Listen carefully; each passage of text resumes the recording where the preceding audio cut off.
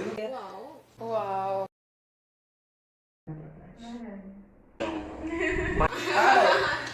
Quero alguém. Ele também que deixar ele fazer. Ela tava, tipo, precisava se perdoar, assim, porque ele já tinha perdoado. Olá, pessoas, tudo bem com vocês? Finalmente a gente vai começar o nosso projeto Apenas um Olhar. Sei que tá todo mundo ansioso, eu estou bem na expectativa. E a gente vai iniciar com o meu reverendo, o pastor Sérgio Santos. Eu vim aqui toda assim, meu Deus, estou aperreando o homem, atrapalhando ele. E ele super topou. E a gente vai.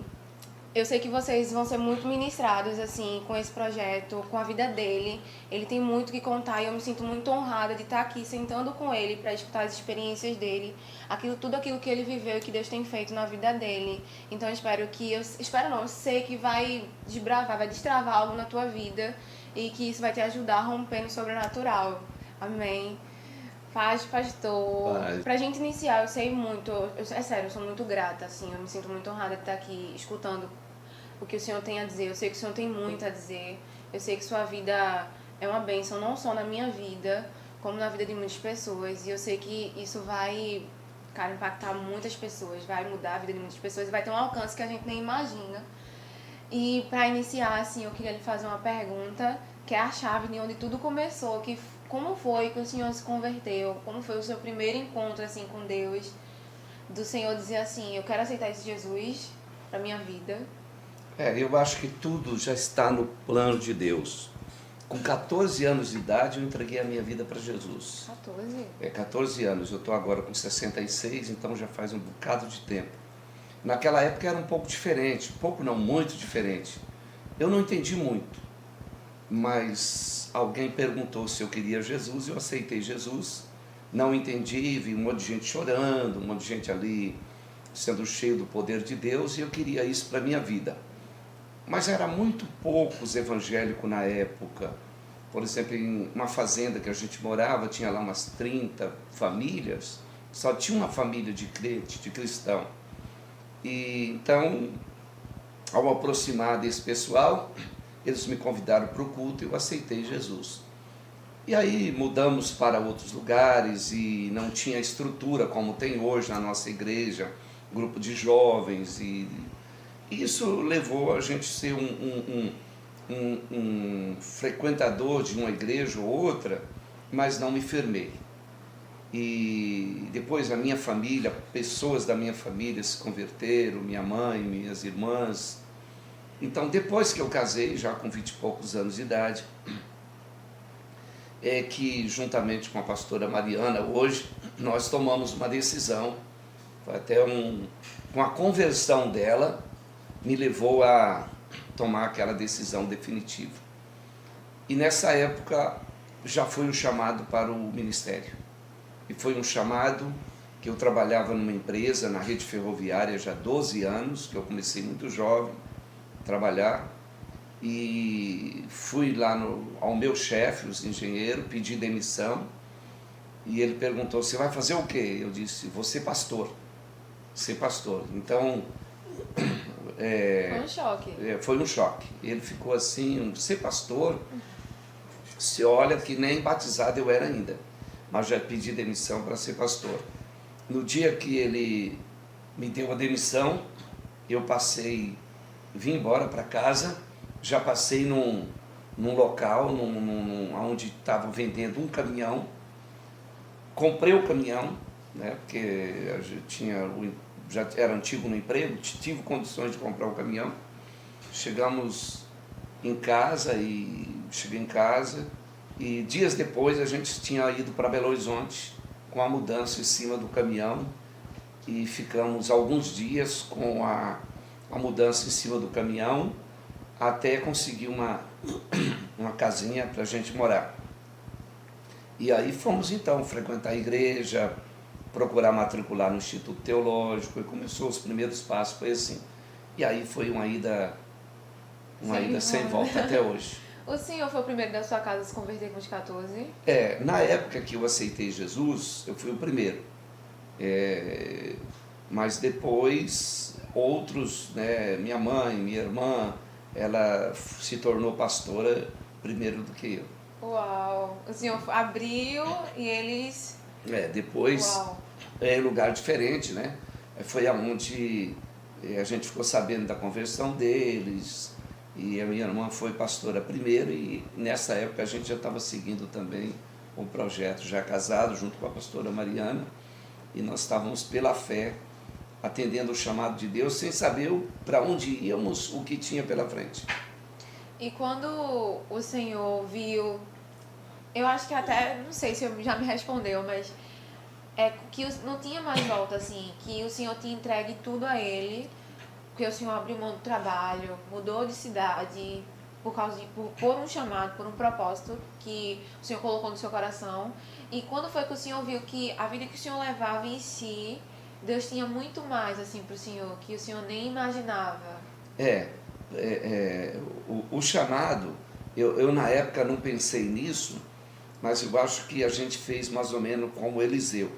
O Eliseu, quando Elias chamou ele era um homem que arava a terra, pegava lá o campo para arar, uma empreitada para fazer, ele tinha os bois, o arado que vinha arar a terra, tanto para ele, quem sabe para outros, era a profissão dele, arador de terra. E quando o profeta Elias passou a capa sobre ele e disse, vem e você vai ser um profeta, ele matou os bois e queimou o arado, queimou a canga, aquelas ferramentas ele queimou e ofereceu em holocausto.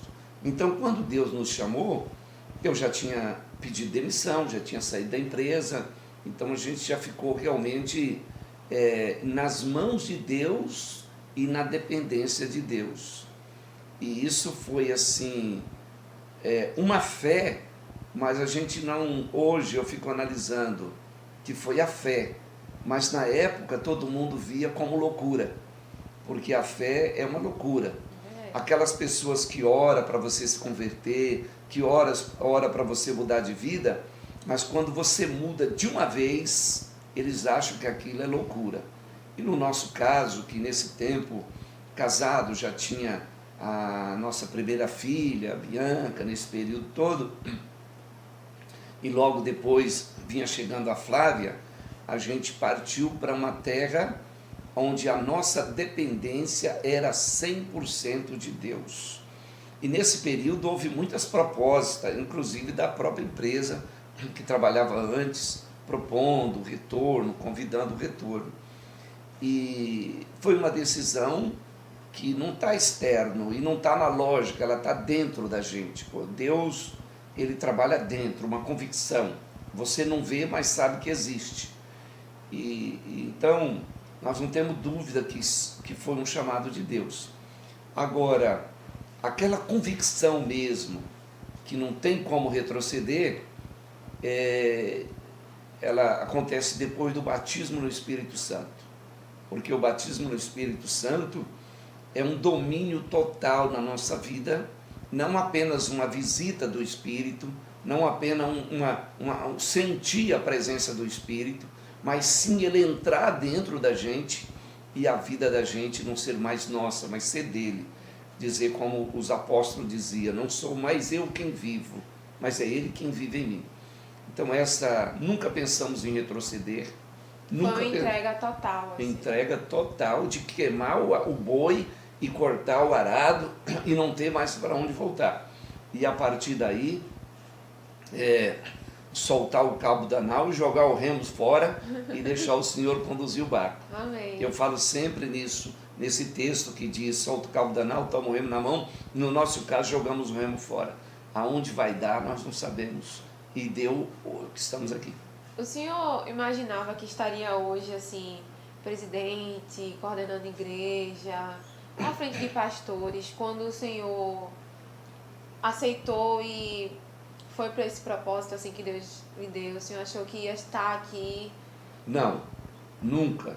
Nunca pensamos nisso, porque isso já depois de muitos anos de ministério, há 26 anos atrás, quando a gente veio para o Pernambuco, a gente veio para o interior. abrir obras e ganhar almas e expandir o reino de Deus no interior. E a gente nunca pensou que ia estar aqui no Recife. Nós não viemos para o Recife, nós viemos para o interior. E implantamos a obra em Caruaru, em outras cidades e tal. Mas Deus já sabia, porque muitas vezes a gente pensava ir para outros estados e orávamos a Deus. E teve até uma ocasião que teve um convite e tal, a gente ficou até feliz, emocionado, mas o Senhor disse não. Só que o Senhor disse não, mas também não disse que a gente viria para o Recife, para estar aqui hoje, nesta igreja. A Bíblia diz, bem-aventurados que não viu e creu. Então, nós andamos por fé e não pelo que estamos vendo. O que nós sabemos é que Deus tem sempre o melhor para nós. Mas tudo tem um tempo certo, porque nós temos que estar com a maturidade para estar em determinado lugar. Às vezes Deus nos leva a um determinado lugar para nos ensinar, para quando chegar aonde Ele quer, onde Ele tem um propósito, a gente já tem maturidade e experiência. Então hoje aqui é uma promessa de Deus, mas a gente não sabia como seria ou aonde seria. E o senhor fala muito de fé e eu preciso contar isso, tá nem no script, mas eu vim numa reunião sua do ministério e eu tava muito cansada porque eu tava trabalhando, mas eu tava escutando, lutando contra o sono, mas eu tava escutando e o senhor falou algo que me marcou assim, que o senhor falou que fé, ela move montanhas. E uma coisa que a gente sabe, mas sabe quando algo gira assim? Fé, ela move montanhas. O senhor falou, tem maneiras diferentes, como no Rio Jordão, um ficou, o outro abriu. Tem como o Mar Vermelho que os dois abriram. Mas acontece. Fé é uma palavrinha, sim, pequena, mas ela é a ferramenta que Deus nos dá para remover os obstáculos. E a fé, ela operou no passado de várias maneiras.